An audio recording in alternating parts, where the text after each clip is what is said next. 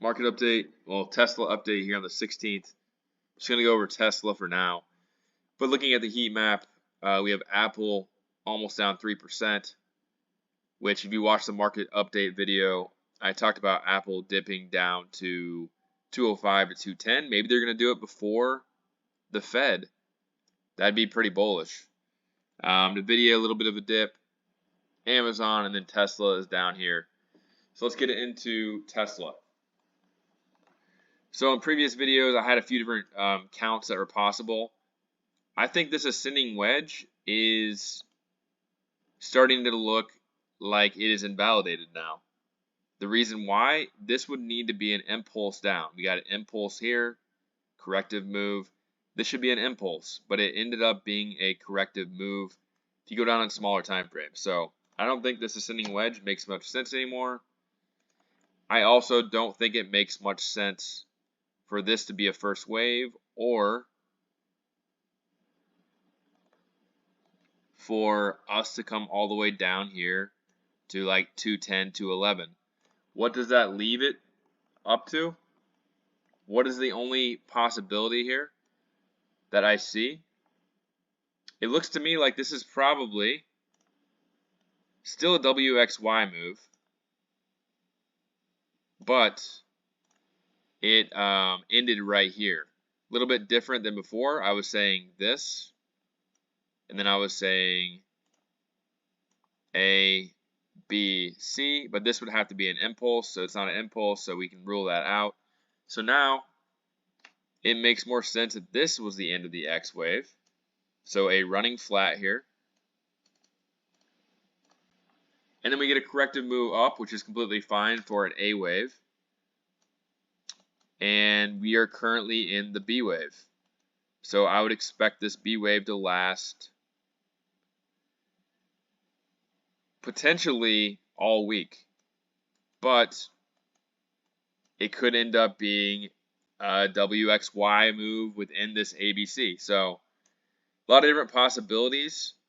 I would expect this to probably retrace to 218 to 222, right around the 20 DMA. That's also around the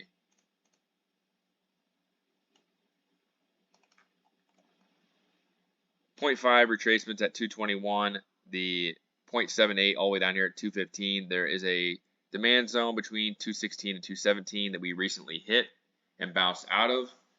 That is still valid. So we could see something down there, potentially like this. And then I would expect some kind of impulse move up here to 245. Timing wise, well, currently I would expect somewhere around the 22nd of September. So that gives us till next, that's Sunday, I guess. Yeah, that'd be Sunday. So I would say maybe just Friday here. Maybe right after the Fed, we have a bullish reaction into Friday and then sell off the week afterwards. So I'm expecting it to look like this. You got a parallel line here that's been respected, so maybe we don't break that. Maybe we come down here like that. And you can see here that it is possible it goes all the way up here to 265 or 260. The 1.61 fib is here at 261. But if you look at the 1.61 fib of this A wave right here, that's also around 245. Parallel line from here, same area. So I think that this box is the box to sell. And then if we're looking at moves down, let's say we do top out around September 20th. That gives us 2 months and 10 days. I would expect a pretty brutal move down from there over the next month, probably going into the election.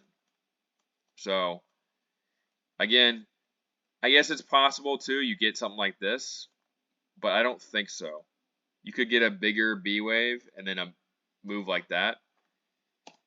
This is a corrective move overall, though. So you're not expecting going to 300 or anything like that. You're expecting that we are probably headed down here. Another thing to look at that makes me think we'll head down there pretty quickly is the fact that the 0.78 fib is at 249.